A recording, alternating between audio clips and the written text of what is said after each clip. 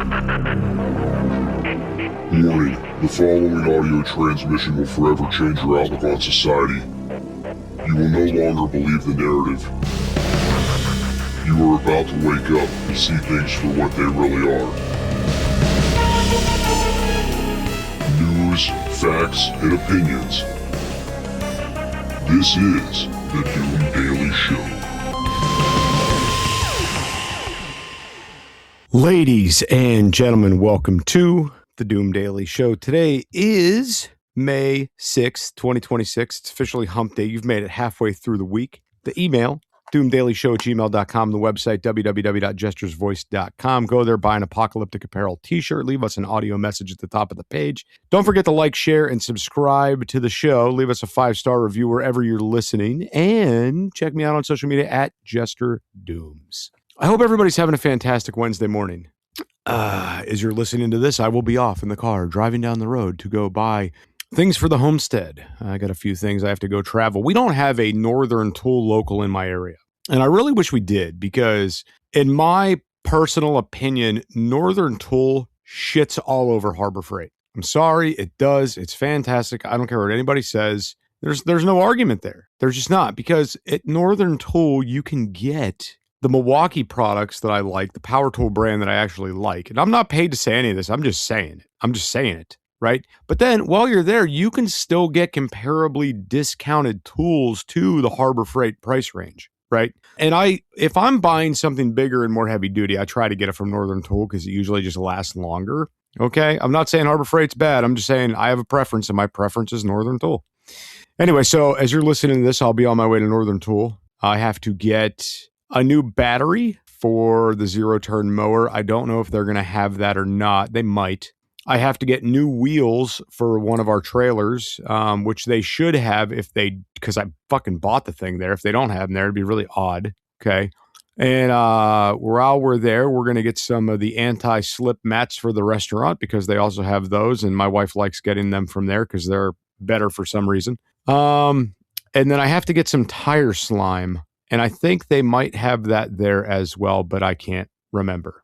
Anyway, and if there happens to be a good deal on Milwaukee batteries, like a BOGO or buy one, get one half off, or buy something and it comes with some, or something of the sort, I'm going to get my ass a couple Milwaukee batteries while I'm out there, right? Yes, there you go.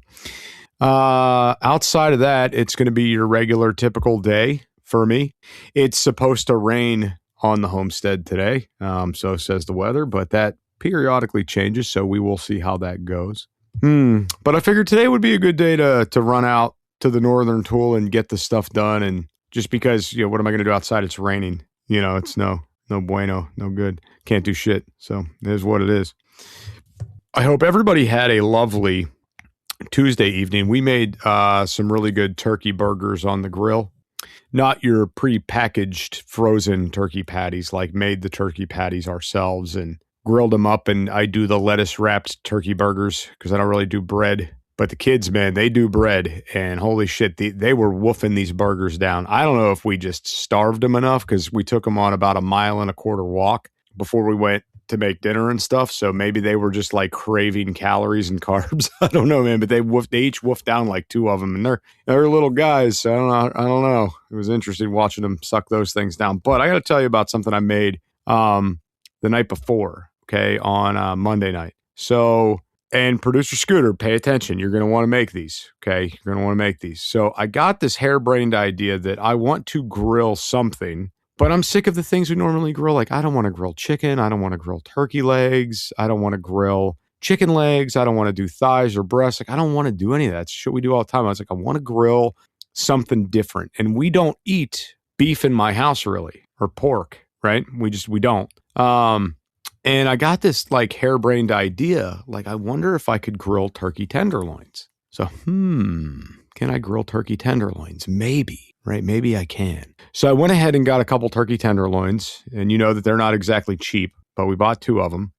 And I cut the tenderloins, took them on the cutting board, cut them into medallions, right? So basically cut like 1 inch to 1.25 inches, maybe some of them 1.5 inches thick. All right. And I didn't do shit to these things. I threw them on the grill on the top rack. Okay. So they'd cook a little, so they wouldn't, stick. I was really worried about them falling apart because turkey tenderloin, when it starts falling apart, it's, it's hard to get out of a crock pot with a fork or something, So I was like, I'll put them on the top rack. Maybe they'll cook a little slower and they'll hold themselves together and I won't have to flip them quickly because they're burning, So I put them on there. On half of them, I did voodoo seasoning. The voodoo seasoning is fantastic. You could find this at Tractor Supply, or not Tractor Supply, I'm sorry. You could find this at Ace Hardware. You could find this at like Lowe's and stuff, like in the grilling section, this voodoo seasoning. Put some voodoo seasoning on half of them. On the other house, I put smokehouse maple. And I couldn't tell you how much I did per side, but I only flipped them once and I cooked them to internal temperature of 165, okay? When I tell you these tender turkey tenderloins were one of the easiest things, least amount of effort things that have tasted the best that I've grilled. Holy shit.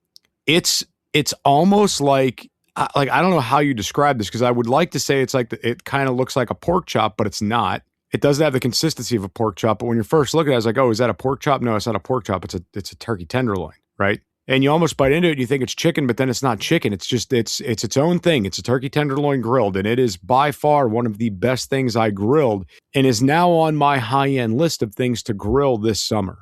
So turkey tenderloins, just don't do shit to them. Throw them on the grill, a little bit of smokehouse maple or a little bit of voodoo seasoning. Absolutely fantastic. I am going to figure out a marinade or a glaze to put on these things. I think a marinade might be a little bit too much because this is already, like the meat is already so tender and soft. I really think if they sat in a marinade for long enough, they're just going to turn to mush. But could very easily do a nice glaze for these things. Maybe like a honey chipotle glaze would be good. I don't know. Anyway, we'll be right back after these messages. Can't get enough of Jester Dooms? Check out his other show, It's Doomsday Podcast, available on all podcast platforms. That's It's Doomsday Podcast. Back to the show. Ladies and gentlemen, welcome back to the Doom Daily Show. I am your host, Jester Dooms. The email, doomdailyshow@gmail.com. Everywhere on social media at Jester Dooms. Don't forget to like, share, and subscribe. All the things, man. Do all the things. And we know that you're not sharing it on Facebook. We know this. So you better start. Share it on your fucking Facebook. I've had enough of you and your slacking ass bullshit. Share it. Take a little audio clip, put a funny picture behind it, and share it on your TikTok. Maybe take a little audio clip and share it on your fucking Snappy Chat. Share out the fucking show, man. Share the show to help it grow. It's that simple. All right. So I've been over here patiently awaiting any kind of crazy backstory about Cole Allen. And so far, that has not happened. But there is some news, so we're going to get into it. On the Epic Times by Jill McLovin, White House correspondent dinner shooter suspect indicted with attempt to assassinate president, assault on federal officer. A federal judge grand jury in Washington indicted the suspect shooter at last month's White House Correspondents Association dinner on 4 federal charges May 5th, including attempting to assassinate the president. Cole Allen Thomas, 31, the alleged gunman, also faces charges of assaulting an officer of the United States with a deadly weapon and 2 firearms charges. I feel like, now, don't get me wrong here. I feel like there should be more charges you should be able to stack on this guy, right? Like, you done blew through security into an authorized area. Could that not be trespassing as well? Could we not stack on a petty charge like that? And I was expecting for there to be a lot more charges in some fashion. The officer assault charge was added for the first time, officially accusing Allen of shooting a Secret Service agent following an investigation into ballistic evidence from the shooting scene. The weapons charges included transporting a firearm and ammunition with the intent to commit a felony, and using, carrying, and brandishing and discharging a firearm during a crime of violence. Allen, from Torrance, California, was arrested after he ran through a security checkpoint at the Washington Hilton Hotel on April 25th, holding a 12-gauge pump-action shotgun and carrying a loaded .38 caliber semi-automatic pistol. Now, you wonder to yourself why there's no call for action against gun violence with this current debacle that happened.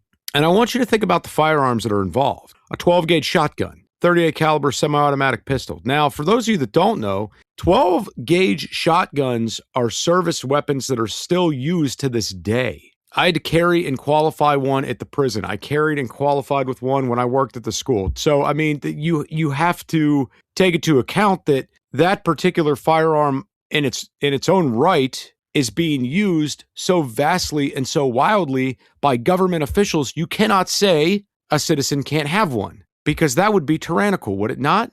Okay, now moving on to the 38 caliber semi-automatic pistol. Now, this is not some big scary thing that you hear about a lot in crimes.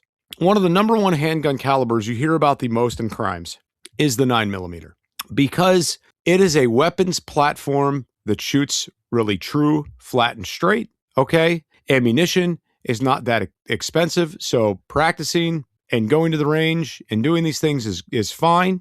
And then the other thing is the weapons platform itself is a relatively affordable weapons platform. Everybody makes a 9mm. Shit, High Point used to make one back in the day that you could pick up for under $150. So when you look at this and you're like, okay, the 38 caliber, like how was that employed? Well, a lot of officers back in the day carried the 38. Okay, you hear about the 38 a lot in like the old gangster movies and shit. It's not a common round necessarily that's used in a lot of crimes today. Like you don't hear about people knocking places. You don't hear about the 38 being used in mass shootings. I'm not saying it never has been, but I can't think of one instance where it was. Okay, now if he ran in there with an AR, if he ran in there with a 9mm, there would be calls against gun violence. Now, the reason I say all this is because the media has nowhere to go in that regard. And I want you to be, ladies and gentlemen, I want you to be smarter than the people around you. So one way to do that is to see through the proverbial bullshit that's taking place around you. Okay, that's how we do that. That's how we kind of start assimilating what's right and what's wrong, is we look at this and we're like, why is there no call for gun control? Oh, because these aren't guns that are typically used. And oh, by the way, these are guns that we use to ensure safety of citizens and to ensure that prisoners stay behind bars. Like, these are the guns our government officials use. So obviously they're not going to say shit. Now, the fact of the matter is, everybody has a 12 gauge hidden somewhere, right? Like, that's the fact of the matter. I've got fucking two. You go to the old world, go to the fucking village where we go in Greece, and they're not even supposed to really have firearms over there. But I guarantee you start poking around those old village homes, you're going to find 12 gauge shotguns. Because that's what these old timers had to defend against, like coyotes and random shit that was in the area. It made sense to just have a shotgun, right? So it's not firearms that they could go after, essentially, right? Okay, I'm off my soapbox. President Donald Trump, First Lady Melania Trump, Vice President J.D. Vance, House Speaker Mike Johnson, and several members of the president's cabinet had started eating dinner with members of the media in the ballroom about 40 minutes earlier. Trump announced he would attend the dinner about 7 weeks earlier, which was a tradition for the president since the event's origins under President Calvin Coolidge in 1924. On April 6th, Allen made a reservation to the hotel for a three nights from April 24th to April 26th, according to the court indictment. Now, it's officially been a month since he booked that. All right. I'm just saying so when you hear that number of holy shit, April 6th, that's just the booking date. That's not the execution date. So don't act like, I don't want you to think that, the federal government's not like moving their feet over here. They are. They're trying to get this guy charged, get him into court, and probably get his ass thrown in jail. Well, prison. He gets to bypass jail. Motherfucker's going away for a long time. Federal fucking prison too. All right. Investigations allege Allen left Los Angeles by train on April 21st and stopped over in Chicago for a few hours before boarding another train for Washington. After arriving, Allen allegedly checked into a hotel at the Washington Hilton Hotel at about 3 p.m., according to investigators. At about 8:40 p.m., investigators claim Allen, who was shown on surveillance video captured in the lobby, approached and ran through the security magnetometer.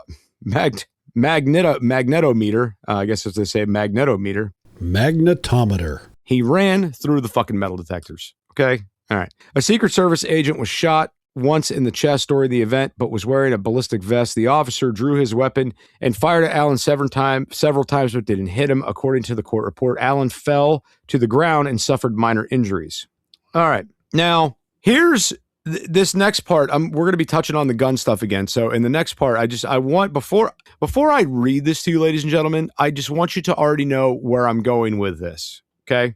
Federal firearm transaction shows the guns were purchased by dealers in California in 2023 and 2025. Say this again. Purchased by dealers in California in 2023 and 2025. So the state that has some of the most gun restrictions out of the union, California, is where these firearms were purchased at. So how in the hell could they go anywhere with firearms restriction narrative after they were purchased out of one of the most restrictive states? You picking up what I'm putting down? Okay, moving on. Allen allegedly sent an email to family and a former employer explaining his actions and apologizing for the trouble he caused. In the letter, he appeared to indicate he was targeting administration officials and the president, along with Secret Service and any others who would get in the way, according to the court documents.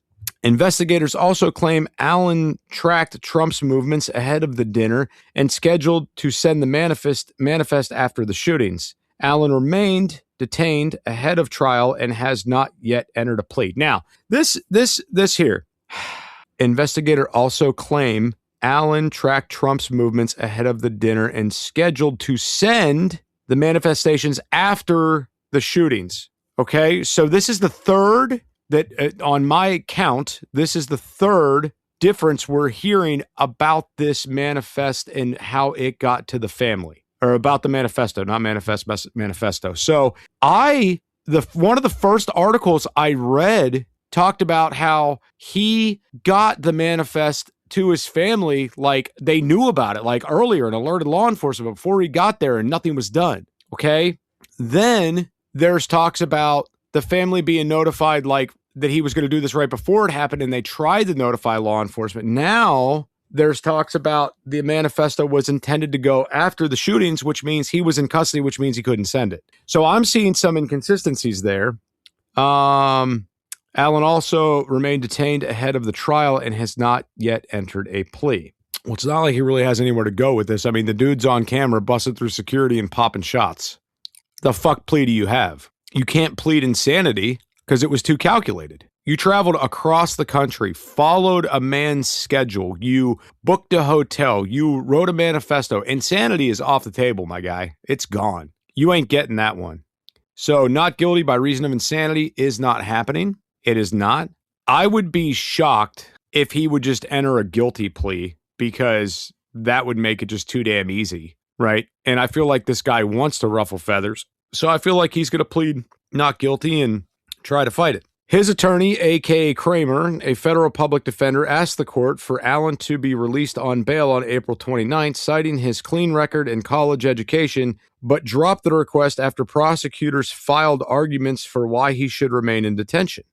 I'm with the prosecutors on this one. This guy just tried to take people out and knew he was throwing his whole life away. Now he knows he's facing charges and his life is potentially over for the future. He doesn't have a reason to be a good boy if you let him out. He's going to do something. Be highly likely he would do something. Another attempt, maybe an attempt at another official. You don't know. This guy's proven he's willing to travel across country to commit a murder. So if you let him out and he's walking around D.C., twiddling his thumbs, knowing that he's up for these charges and that his life's probably over anyway, what the fuck's he going to do then? No, keep his ass behind fucking bars, man.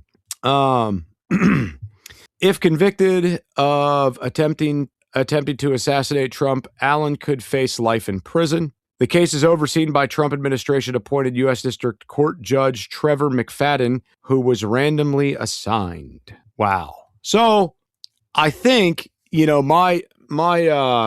okay, a great defense he could go with if he wanted a defense. And this would be the only defense that I think he would have. And by God, I'd love to fucking see it. I would love him to say, I was radicalized by CNN. I was radicalized by the left-wing media. I was a smart, put-together individual, but with the news stories I started seeing coming out, I knew this man had to be stopped. Could you fucking imagine? That would be the trial of a fucking century. I would be glued to that damn TV screen. I'd be watching every minute of that shit. All right, so in the grand scheme of things, that might be the only way he has to go to try to beat these charges. That's it. I was radicalized by the left-wing media. CNN got to me. They made me do it. And you know what's really fucking crazy? Do you think that the Trump administration wouldn't fucking jump on that opportunity? Do you think that they would not be like, oh yeah, that makes sense. Like we get it. And this is probably going to happen to more Americans. So we need to impose harsher penalties against these news media outlets for lying or spreading false information or fake news. Could you imagine that shit? Don't be surprised if that's not what happens, because it very well could be. Now, as far as this other stuff, the likelihood of him getting life in prison, I mean, it's hard to say. If he gets found guilty, he's definitely doing some serious time in the federal penitentiary. There's no doubt about that. Life? I don't know. Maybe something like life with possibility of parole after 40 years or some shit. You know, who knows? But even still, at the end of the day, they're probably not going to let this guy off. Now, what I'm really wondering, okay, and I haven't seen shit about shit from any of these assassins or anybody at all right? So let's take a little trip in the time machine real quick, shall we? Okay, everybody remembers Kyle Rittenhouse because Kyle Rittenhouse was out during the George Floyd riots and shit, and he shot a couple individuals, and one got killed that I could remember, and Kyle Rittenhouse went through his trial. He kept his mouth shut. We tried to make contact and get him on the other show. But they were keeping him very tight-lipped. They wouldn't let anybody, like his attorneys knew what they were doing. So long and the short is, he was touted as a terrorist by the left wing and touted as a hero by the right wing. And there was a lot of controversy going on there. Now, when Trump got in for his first administration, there were a lot of people calling on the assassination of Trump, the impeachment of Trump, all of these things, right? They were screaming it from the fucking rooftops. I remember hearing stories on the news and stories on talk radio about how there were people posting all the shit on social media about how they wanted to have somebody take Trump out, like, you know, it's needed. We got to get rid of him. And don't forget about getting Pence too. Like, all the shit was happening. All right. Now, I find it very odd that all of these attempted assassins haven't been touted as heroes by the left wing. You know, and I fall, like I said, I fall weirdly in the middle of the political divide. Okay. And I just think it's so funny how you guys are screaming from the mountaintops during the first presidency that somebody needs to take this guy out. Then there's all these attempts, and now all you motherfuckers get quiet. I mean, what's going on? Do you have a change of heart because it got real? Or are you just not posting shit on social media now because you don't want to be involved? You don't want to be part of the catalyst that made this happen. Is that what's going on? Because I think that might be what it is. The hatred that came out of people's mouths over these last few election cycles against each other has been just horrible. And for the life of me, I can't understand why people let these politics affect them so fucking badly. Trump derangement syndrome is real. And I didn't think it fucking was until I experienced it firsthand. I'm like, oh, no, it's real. These people won't even talk. They just start screaming like mad little kids on the playground because they didn't get a fucking fruit cup. It's amazing. Like grown-ass adults, adults with their own kids, with jobs and careers and mortgages and house payments and, you know, long-term careers and building 401ks and shit, screaming like little brats over Trump.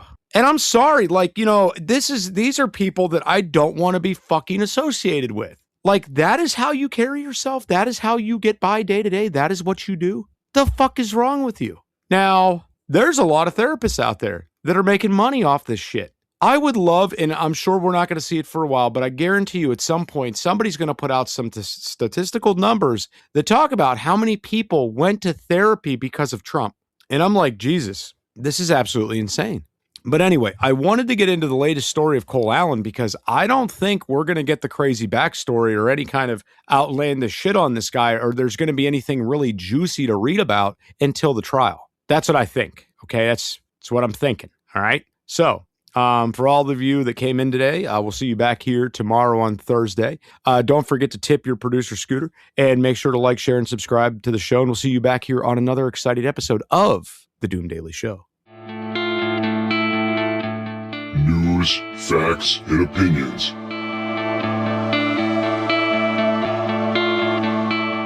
This is The Doom Daily Show.